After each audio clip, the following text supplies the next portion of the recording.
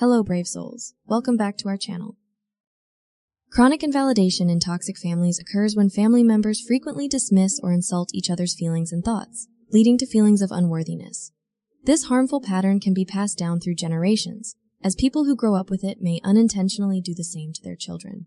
Breaking this cycle is important for mental health and requires recognizing the problem and learning healthier ways to communicate and validate emotions. It's about understanding that everyone's feelings are valid and important, and changing these deep-rooted behaviors might need support, like therapy, to heal and move forward. Hi, I'm Dr. Mariel Buqué. I'm a licensed psychologist. Let's get into some toxic family traits that you should stop normalizing.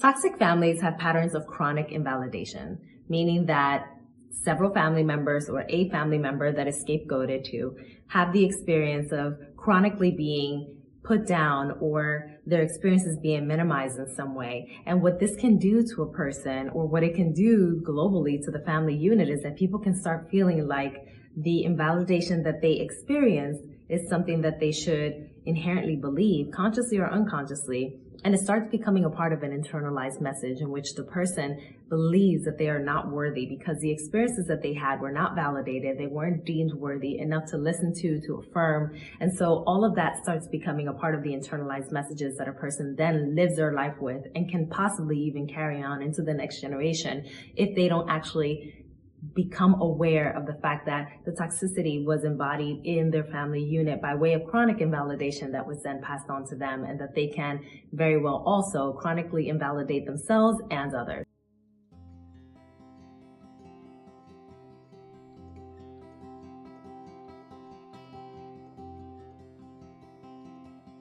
Another trait that is seen widely within toxic family units is the trait of manipulation. And oftentimes, people tend to manipulate a family member, or globally, family members tend to manipulate each other in order to actually get what they want from each other. They haven't necessarily learned how to acquire what they need from the family without that method of manipulation. And so the ways that they try to give love is usually marked by manipulation. The ways that they try to achieve something within the family unit is marked by manipulation. You probably have had some sort of family member or person in your life that has stonewalled you or has retracted their love so that you can give them what they want or need, and then they give you the love back. And that is the process of manipulation. That is part of the ways in which families don't give you that experience of unconditional love without you actually giving something to them. The tricky thing about this is that it can leave you feeling like you need to give something to people, or you need to overexpend yourself in relationships in order to receive love. And so that messaging starts becoming a part of just the ways that you believe that love is supposed to be manifested in your life, by way of you giving people things to the point of depletion sometimes, and then you can actually receive love from others.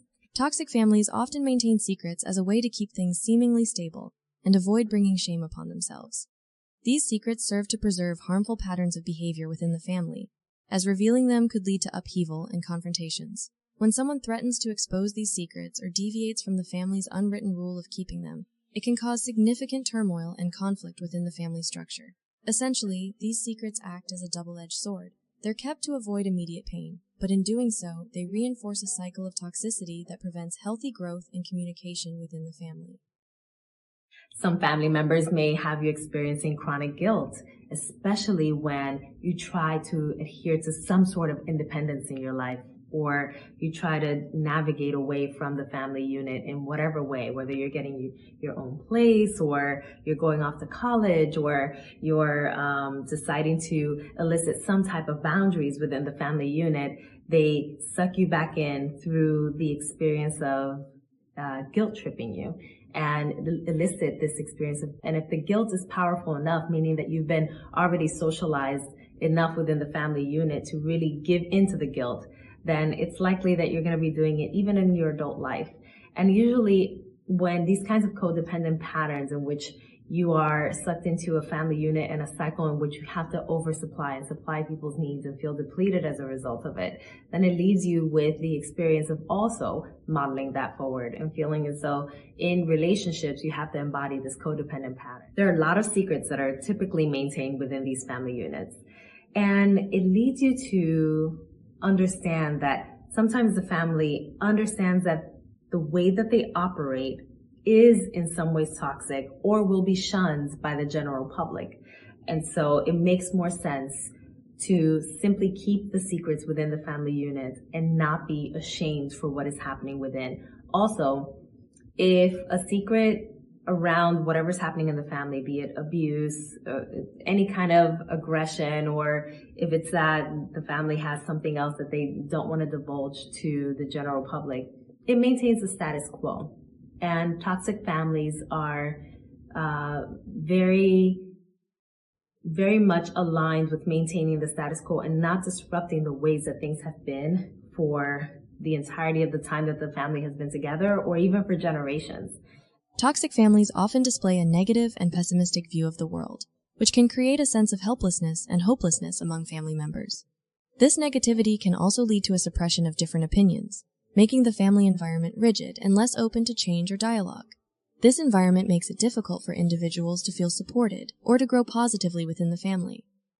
And so those family secrets really uphold the very same patterns that everyone has grown accustomed to. If you deviate from that, then it causes a lack of equilibrium, and things start getting pretty chaotic. And so it's also a way that the family is maintaining what they know to be the type of stability that they've been able to sustain, albeit toxic. These families are also profoundly negative and pessimistic and have these kinds of cup half empty types of ways of looking at life, and exhibit those kinds of ideologies around life in reference to others and in reference to people even within the family unit. And it can make you feel really heavy, like you're always under a dark cloud, like you're always having the experience that negativity is all around you. And that is a breeding ground for helplessness and for hopelessness. Now, don't you dare have a different opinion than the people that are in the family that are either holding up the popular opinion within the family, or are the people that are in a position of power and are very explicit about holding those positions of power. Toxic family environments often struggle with setting appropriate boundaries, which can be either too strict or too lenient. This lack of balanced boundaries can impede individual development and personal freedom, as members may find it challenging to establish stable relationships or environments outside their family. Essentially, the inability to define healthy limits within the family can lead to difficulties in navigating social interactions and achieving personal independence elsewhere. Usually there is a high level of rigidity around opinions that are held in the family unit, and anybody that is stepping outside of that rigid way of thinking can actually be scapegoated and overpowered, and sometimes situations can even become dangerous for that person. And so the consequence here, apart from that, is that it also creates this experience of a person not feeling like their opinion is valid, not feeling like their opinion has space, and potentially even self-silencing in future experiences or in experiences outside of the family and even within. I bet you knew this was coming. Unhealthy boundaries. Boundaries that are either too constricted or too loose are sometimes seen as the types of boundaries that don't allow for there to be opportunity to live with enough freedom and enough holding within a family unit. And so when you don't have the stability that is necessary within the family, it makes it so much harder to actually replicate that stability outside of the family unit. To break the cycle of toxicity, it's important to recognize toxic traits within a family. By becoming aware of these behaviors, individuals can avoid repeating them in their own future relationships. Ending a pattern of generational toxicity involves a deliberate effort and a deep sense of self-awareness. This approach empowers people to foster healthier relationships and environments for themselves and those around them. And finally, being a part of a toxic family can really have an enormous impact upon the ways in which you also navigate the families that you create forward.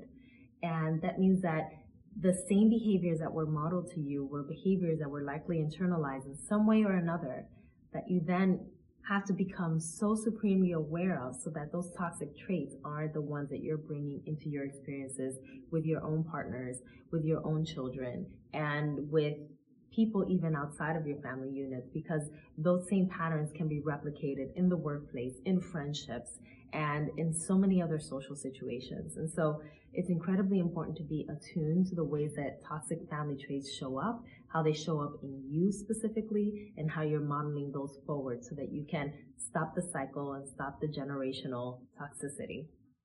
Thank you for watching. If you have any additional family traits to share, please share them in the comments section below.